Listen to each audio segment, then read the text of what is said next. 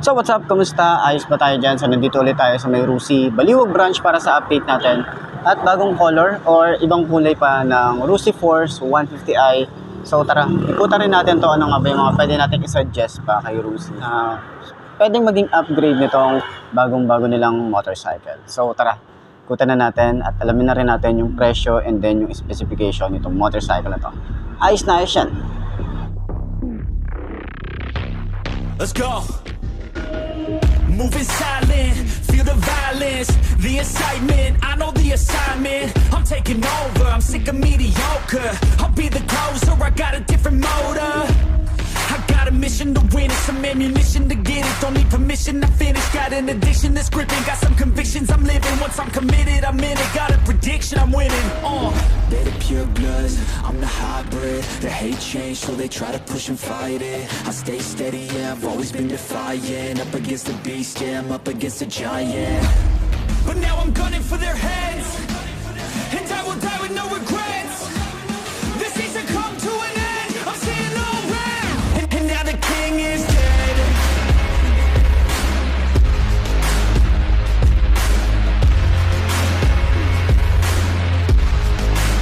And now the king is dead.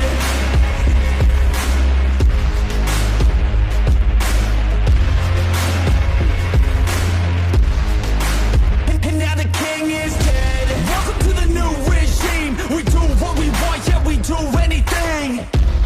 Took everything to extreme, cause we were suppressed when we had big dreams. Yeah, it's a new machine, all our energy coming from caffeine. No pain, morphine, this all. Okay, kung last time nakita nyo na inupuan natin yung kulay gray, ito naman yung kulay black. So makita natin yung lining dito na meron siyang kulay yellow or kulay gold. Meron din gold part dito. Dito rin sa side, kulay gold or yellow.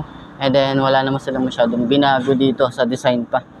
No, kung ano yung nasa kulay gray, yun lang din yung available na design din dito. Wala naman silang masyadong binago, details lang talaga. So, tatlong kulay yata itong nilabas nila. Meron pa itong kulay gold or yellow, no? Kulay gold na yun yung mga madalas ko nakikita. Pero itong kulay black and yung kulay green na nasa likod ko, yun talaga. Kaya gusto ko din i-update kayo dito kaya kung bakit inulit natin yung walk around dito. Kasi gusto ko rin ipakita sa inyo ano nga ba yung mga bet nyo na color scheme or color variant, colorway, kung ano man yung tawag, iba't ibang kulay, para makapili kayo. Kung napanood nyo na sa ibang channel yung ibang kulay na gold, at least dito sa channel natin meron tayo ritong kulay black and kulay gray. So ayan, upuan pa rin natin to. Alam niyo naman ako, inuupuan ko talaga lahat ng mga motorcycle na bago ni Rusi. Para at least, baka meron tayong mapansin, di ba? Eh, masabi natin sa inyo. So, suggest naman kayo, ano nga ba yung mga, or comment kayo, ano nga ba yung mga pwede nating i-advise pa or i-suggest kay Rusi na mga pwede nating i-upgrade, di ba? Para malay natin maraming version ang lumabas nitong motorcycle na to. So, yan. 5'2" yung ating height nga pala. Sa mga nagtatanong ano yung height ko, 5'2" po ang ating height. Yan. So, mababa lang yung clearance nito. Pero, mabigat yung motor. Oo, kapag inuusad mo, parang si RFI 175. Pero, pag naitayo na natin, pwede nating hawakan or bitawan yung ating handlebar. Pwede nating sayo-sayo pa nga yan dyan eh. Tapos, yung ating position dito sa ating upuan, medyo nasa dulo tayo ng konti. Pero kapag umaandar naman na tayo, ang ginagawa ko dyan is umuusad talaga tayo. Ayan. So, ang komportable lang neto kasi meron tayong parang naka-camelback na kasi yung ating upuan dito. So, meron na tayong sandalan sa likod. Ganyan. So, kapag mahaba na yung biyahe natin, kailangan natin sumandal, makakasandal tayo. So, yun yung kagandahan dito sa motorcycle na to. So, para na rin siyang naging ADV, no? Di ba? Hindi lang dito nilagay yung kay ADV. So, yun yung mga pwede natin suggest. Diba? Yan. Sa kanyang shock, same lang din to. Sa harap, same lang din yung kung ano yung naramdaman natin dun sa kulay gray. Ito, ang ganda nung neto. Ganda nung assembly neto para sa kanyang shock. Yun talaga yung concern ko rito. Yung T-post niya, yung bearing niya. Kasi si RFI, yung mga naging concern ko doon is yung bearing niya, lagi kong pinapalitan. Lumuluwag kasi siya.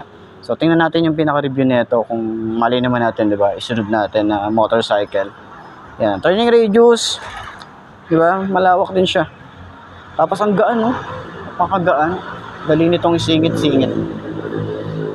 Yan.